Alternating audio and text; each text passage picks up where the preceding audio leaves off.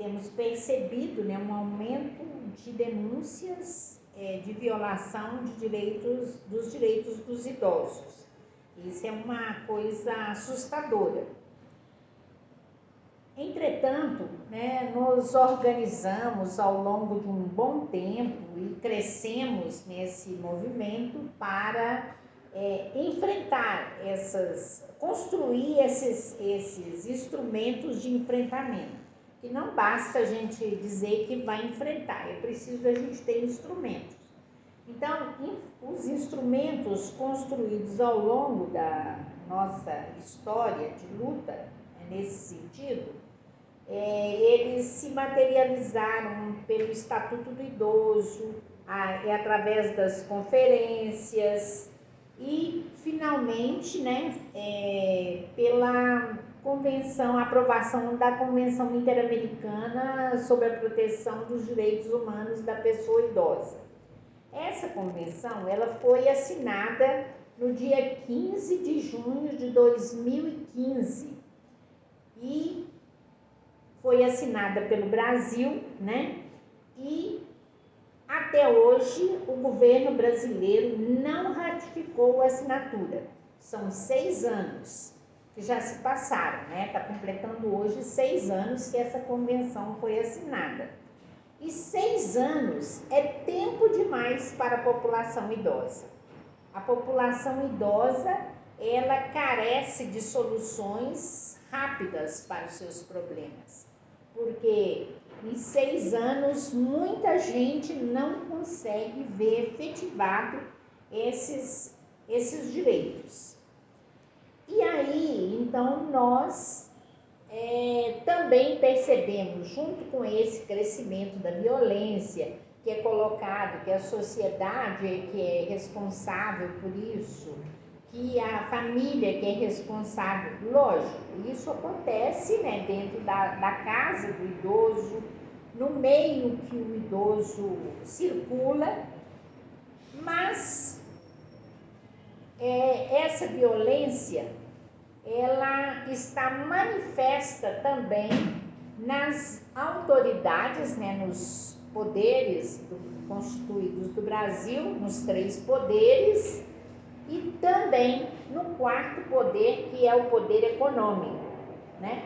Nós assistimos, por exemplo, há mais ou menos 6, 8 anos, deparamos com uma declaração de uma diretora-gerente do Fundo Monetário Internacional, a Christine Lagarde, onde ela coloca que os idosos estão vivendo demasiado e isso é um risco para a economia global. E é preciso fazer algo e muito rápido, já.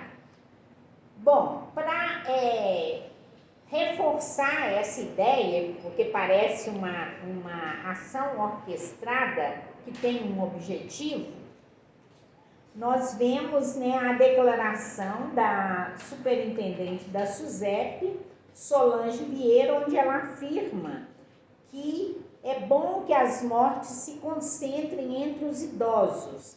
Isso vai melhorar o desempenho econômico, pois vai reduzir o déficit previdenciário.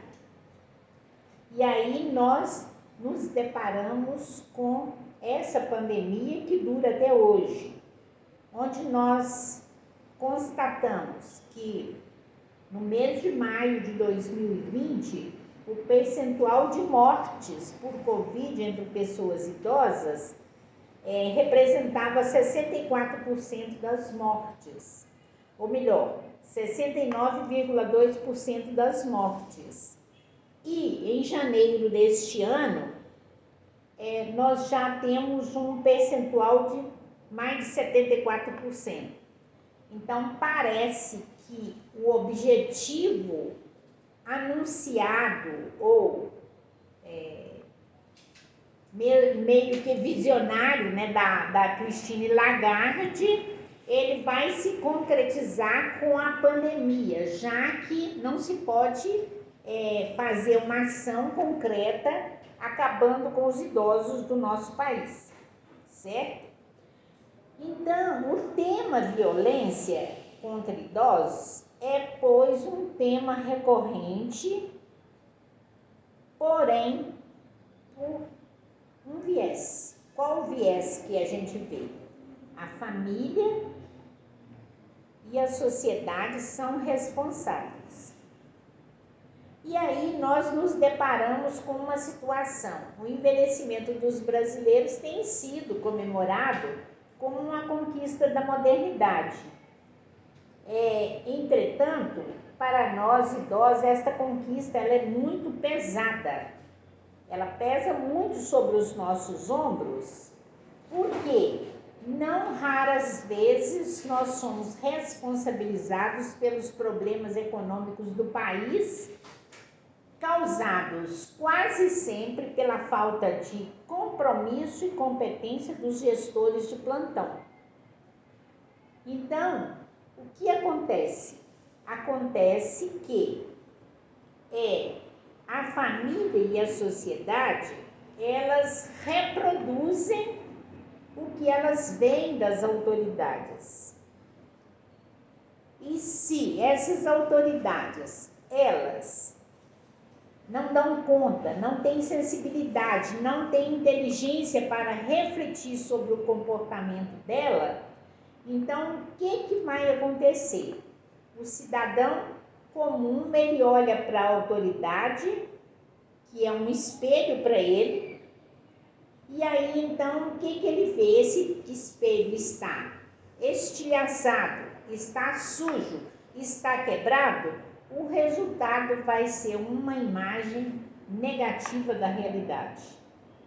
Então, nós temos muitos recursos para enfrentar essa violência, entretanto, não estamos devidamente organizados para esse enfrentamento, né?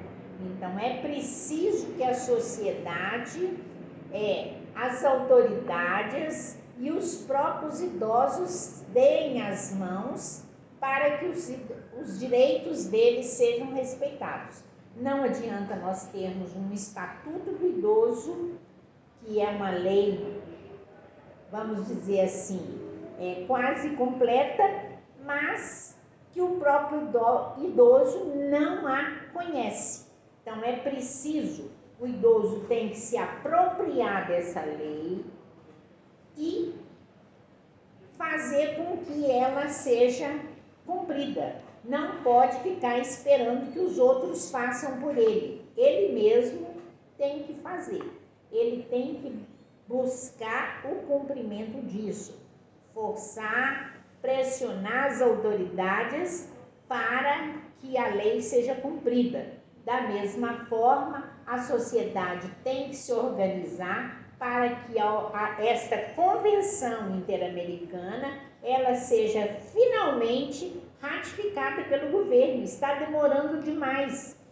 Muitas pessoas, quantos idosos morrem em 6 anos? Que poderiam usufruir de algum benefício que está colocado nesta legislação e que não conseguiu acessar esses direitos pela morosidade dos poderes constituídos. E aí são poderes, né? São todos os poderes, né? O poder legislativo, o poder executivo, o poder judiciário. Nós estamos aí com a vista com um projeto de lei de votação do 14º salário para os aposentados, para os idosos. E isso não anda porque não é do interesse das autoridades. Nós estamos com um projeto, um documento um processo no Supremo Tribunal Federal, onde tem 5 votos a favor e 5 votos contra a questão da revisão da vida toda para aqueles que for mais vantajoso. E aí tem 5 ministros do Supremo a favor, tem 5 ministros contra. Quando a gente vê que várias autoridades aí estão a favor dos aposentados. Estamos dependendo do voto de uma pessoa, né, de um ministro do Supremo, que vai definir essa situação, né? Parece-me que será na sexta-feira, dia 17. Quinta-feira, dia 17.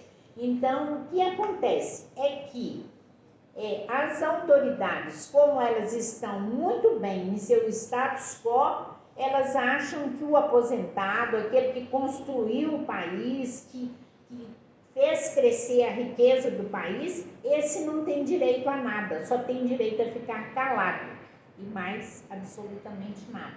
Então a gente espera uma sensibilidade dessas autoridades, não com pena dos idosos, mas com senso de justiça. Dá ao aposentado, dá ao idoso aquilo que lhe é de direito. Então, é isso aí, mas é preciso que todas as pessoas envolvam, inclusive os jovens. Por quê? Porque muitas das vezes o idoso ele já não tem mais poder de voz e voto, mas ele tem um filho, ele tem um neto que pode tomar uma posição em favor dele. Então, é isso aí. Eu desejo que no ano de 2022 a gente possa celebrar, comemorar esse dia, não com enfrentamento à violência, mas vendo os direitos preconizados para o idoso sendo respeitados e não falemos mais de violência contra o idoso.